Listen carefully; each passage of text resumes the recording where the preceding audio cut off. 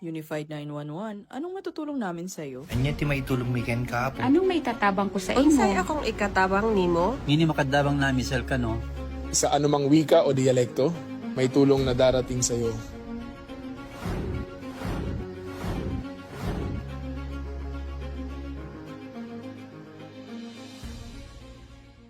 Lilingkod sa bawat Pilipino at magbibigay ng tamang impormasyon para sa tahimik at maayos na Pilipinas. Police News Network, alagad ng batas, tagapagtaguyod ng balitang pulis, sandigan ng mamamayan, patnubay ng katotohanan.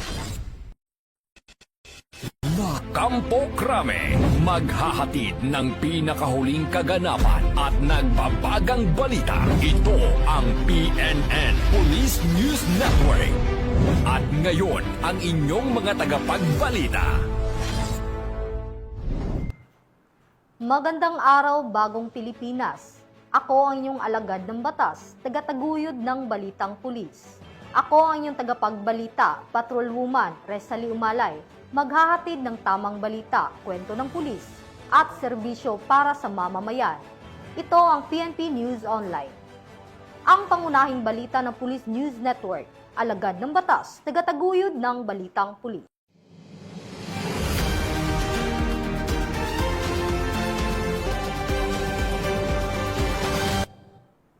Ngayon ay araw ng Sabado at narito ang mga balitang nakalap ng ating mga PNN correspondents sa loob ng linggong ito.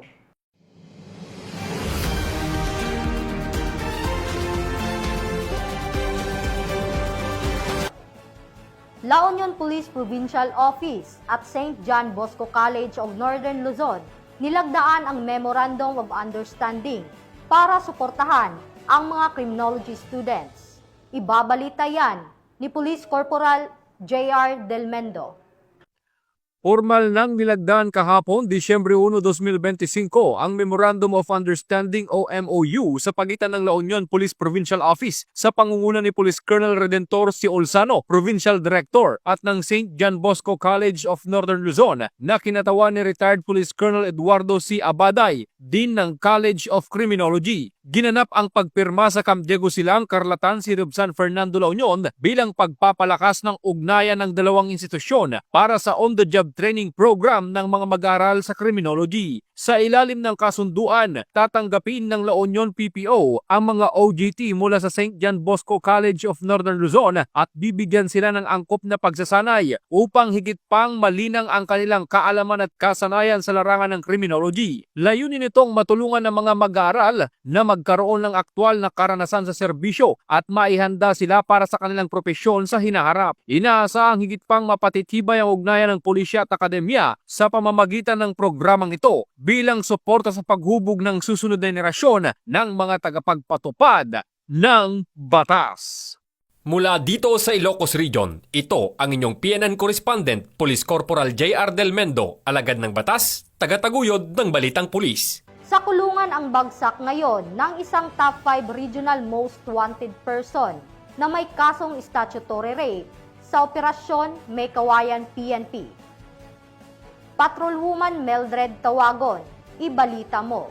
Naaresto ng Maykawayan City Police Station ng isa sa top 5 most wanted person, regional level sa isang mabilis at matagumpay na operasyon sa barangay Saloysoy, Maykawayan City, Bulacan nito lamang ika-1 ng Disyembre taong kasalukuyan. Kinilala ni Police Lieutenant Colonel Melvin M. Florida Jr., hepe ng Maykawayan CPS, ang sospek na si alias Bajay, 26 anyos at residente ng naturang barangay. Nadakip ang akusado sa ikinasang operasyon ng pinagsanib na puwersa ng Maykawayan CPS at Provincial Intelligence Team Bulacan East. Ang pag-aresto ay isinagawa sa bisa ng warrant of arrest para sa kasong statutory rape na inilabas ni Honorable Olivia V. Escobia Samar, presiding judge ng Regional Trial Court Branch 79 Malolos City, na walang inirekomendang piyansa.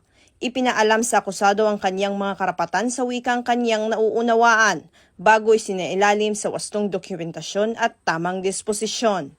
Patuloy ang Bulacan PNP sa ilalim ng pamumuno ni Police Colonel Angel L. Garciliano, Provincial Director ng Bulacan Police Provincial Office, sa mas pinaigting na kampanya laban sa kriminalidad at sa mahigpit na pagpapatupad ng batas.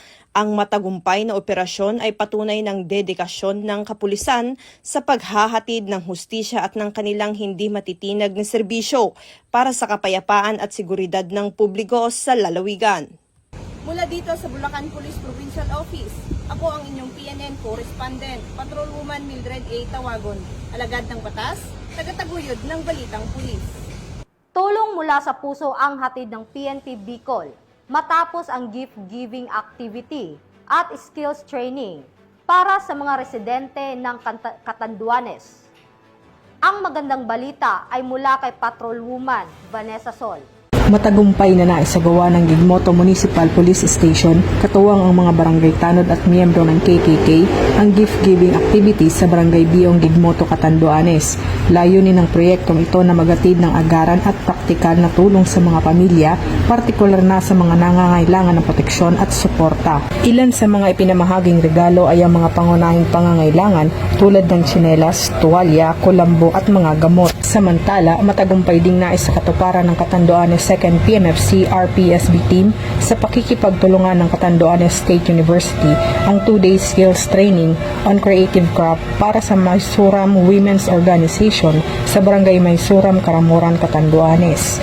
Isang patunay ang dalawang aktibidad na patuloy ang pagtutulungan at malasakit ng kapulisan at komunidad tungo sa mas ligtas at maunlad na Catanduanes. Mula dito sa Legazpi City, Albay, ako ang inyong PNN Correspondent, Patrolwoman Vanessa Sol, alagad ng batas, tagataguyod ng Balitang Pulis. Sa patuloy na operasyon ng PNP kontra iligal na droga, aabot sa mahigit 3.7 milyon halaga ng iligal na droga at baril ang nasabat sa isang high-value target ng pulisya sa Iloilo. Magbabalita dyan si Patrolwoman Ladylyn Bansagon. Nasabat ng mga operatiba ng Iloilo City Police Office, City Drug Enforcement Unit ang mahigit 3.7 milyon na halaga ng hinilaang shabu sa matagumpay na buy-bust operation sa Barangay San Jose Arevalo, Iloilo City, bandang alas 11:42 ng gabi nito lamang ika-25 ng Nobyembre taong kasalukuyan. Kinilala ni Police Captain Roque Meno III, officer in charge ng ICPO CDEU, ang suspect kay alias Von, 47 taong gulang, may asawa at 3 anak, isang high-valued individual na residente ng barangay na Mukon, Tigbawan, Iloilo. Inamin nitong 3 buwan na pala siyang nasangkot sa iligal na droga, ngunit tumanggi itong magbigay ng dahilan kung bakit siya pumasok sa naturang aktibidad.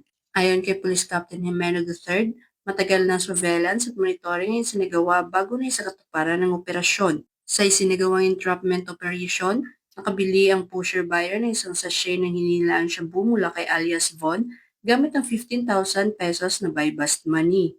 Na-recover mula sa suspect ang 10 na bulto ng hinilaang shabu, 12 nut-tied sachet ng hinilaang shabu, at isang caliber .38 revolver na may live ammunition. Sa kabuuan, nasa humigit kumulang 550 gramo ang kabuuang bigat ng nakuhang shabu na may estimated standard drug price na 3,740,000 pesos. Nakadetinin na si alias Von sa Iloilo City Police Station 6 para sa nararapat na dokumentasyon at nakatakdang sampahan ng kasong paglabag sa Republic Act 9165 o ang Comprehensive Dangerous Drugs Act of 2002. Patuloy pang isinasagawa ng mga kapulisan ng mas malalim na investigasyon upang matukoy ang iba pang kasabwat ng sospek. Naninindigan ng Iloilo City Police Office na hindi nito titigilan ang kampanya laban sa iligal na droga. Tiniyak din ng mga pulisya na mananatili ang kanilang maigting na operasyon para sa isang mas ligtas at mas mapayapang Iloilo City. Mula dito sa Police Regional Office 6, ako ang inyong Police News Network Correspondent, Patrolwoman Ladylyn Bansagon, alagad ng batas, tagataguyod ng Balitang Pulis. Lalaking may kasong may kaugnay sa iligal na droga na tinaguri ang Top 8 Regional Most Wanted Person, arestado ng mga otoridad sa Bohol. Patrolwoman Judith Nicanor sa report.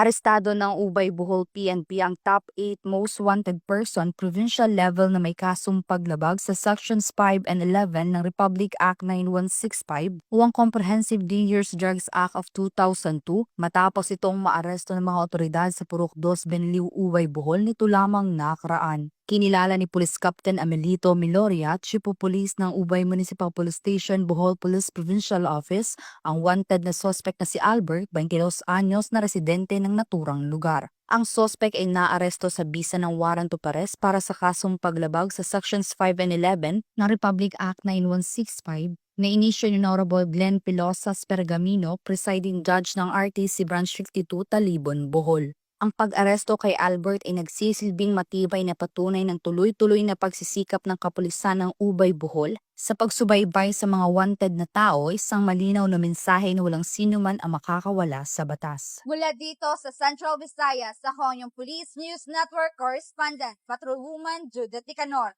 alagad ng batas, tagataguyod ng Balitang Pulis. Mahigit 700,000 pesos na halaga ng high-grade marijuana na nakalagay sa isang plastic bag natagpuan sa isang security guard habang nagpapatrolya sa Palawan. Yan ang balitang hatid ni Patrolwoman Eloisa Joy Beredo. Natagpuan ang isang transparent plastic bag na naglalaman na pinaniwala ang high-grade marijuana sa dalampasigan ng Pangasian Island, Barangay Kasian, Taytay, Palawan. Ayon sa inisyal na investigasyon ng Taytay Municipal Police Station, nadiskubre ang naturang pakete ng isang security guard habang nag-iikot sa tabing dagat malapit sa kanyang binabantayang pribadong opisina. Nang damputin at buksan ng gwardya ang plastik, tumambad dito ang pinaghihinalaang pinatuyong dahon ng marijuana. Ipinakita niya ito sa kanyang mga kasamahan upang makumpirma ang laman bago tuluyang i-turn over sa mga otoridad. Tinatayang tumitimbang ng 1.5 kilos ang nasabing droga at may market value na humigit kumulang 750,000 pesos. Kasalukuyan na ito ay nasa kustodiya ng Taytay Municipal Police Station at nakatakdang ipadala sa Palawan Forensic Unit para sa masusing laboratory examination at tamang disposisyon. Ang pangyayaring ito ay muling nagpapakita ng kahalagahan ng pagiging mapagmatsyag ng mga mamamayan lalo sa mga liblib at coastal areas. Ipinapakita rin nito ang mahalagang papel ng kooperasyon ng komunidad at mga otoridad sa patuloy na kampanya laban sa pagkalat ng iligal na droga sa lalawigan. Mula dito sa Calapan City, Oriental, Mindoro, ako ang inyong PNN Correspondent Patrolwoman Eloisa Joy Beredo, alagad ng batas, tagataguyod ng Balitang Pulis. Aabot sa 960,000 pesos na halaga ng iligal na droga ang nasabat sa anti-illegal drug operation ng mga otoridad sa isang babae na high-value target sa Iloilo. Nakatutok dyan si Patrolwoman Charmaine Balunsat.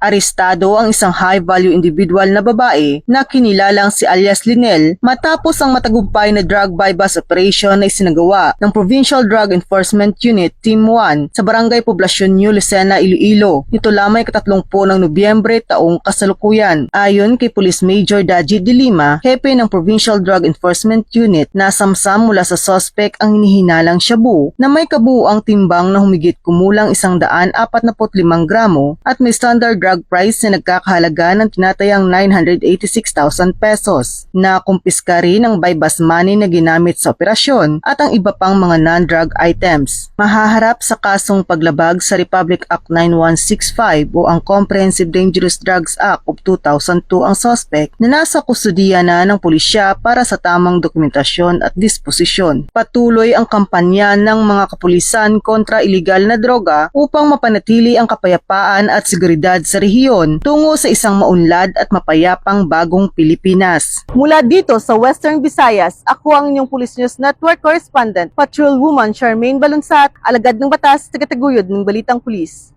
At yan ang mga balitang nakalap ng ating mga PNN correspondents mula Luzon, Visayas at Mindanao sa loob ng linggong ito.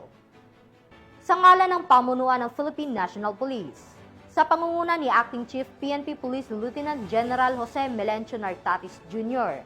at sa pamumuno ni President Ferdinand Marcos Jr., kami ay maglilingkod sa bawat Pilipino at magbibigay ng tama at balanseng balita.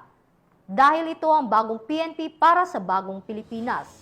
Serbisyong mabilis, tapat at nararamdaman.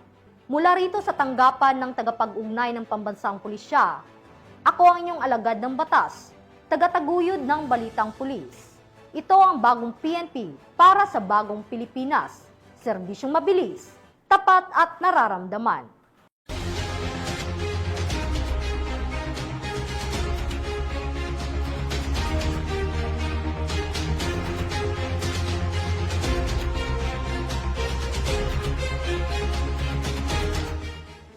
Police News Network, alagad ng batas, tagapagtaguyod ng balitang pulis.